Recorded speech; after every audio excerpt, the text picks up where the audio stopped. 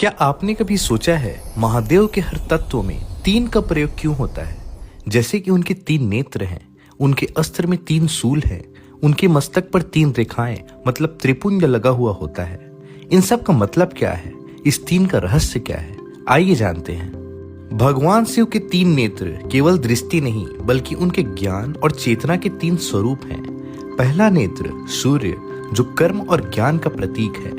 दूसरा नेत्र चंद्र जो प्रेम और शांति का प्रतीक है। तीसरा नेत्र अग्नि जो अहंकार और अज्ञानता का नाश करता है। सूर्यश चंद्रो अग्नि राख्याता त्रयो नेत्रा महेश्वरा, अर्थात सूर्य, चंद्र और अग्नि यही महेश्वर के 3 नेत्र हैं, इसलिए उन्हें त्रिलोचन भी कहा जाता है। महादेव का त्रिशूल केवल एक शस्त्र नहीं है, यह संसार के त्रिगुणों के संतुलन का प्रतीक है। त्रिशूल के 3 शूल मनुष्य के 3 गुण सत, रज, तम को दर्शाते हैं। सत अर्थात सात्विक जो शांति और पवित्रता का प्रतीक है। रज अर्थात राजसिक जो कर्म और गति का प्रतीक है। तम अर्थात तामसिक जो अज्ञान, अहंकार और पतन का प्रतीक है। त्रिशूलम चेयो में शस्त्रम सत्व रजो तमोमयम, अर्थात मेरा त्रिशूल सत्व, रजस और तमस से बना है।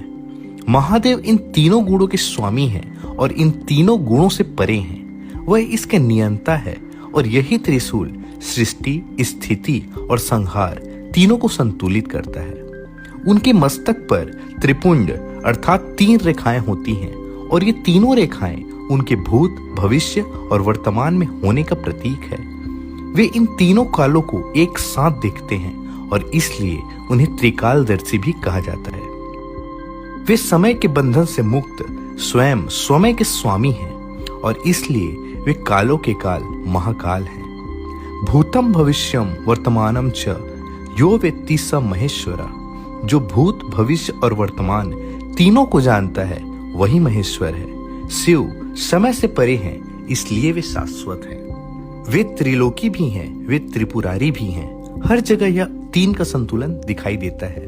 यह कोई संयोग नहीं बल्कि शिव तत्व का शाश्वत सत्य है।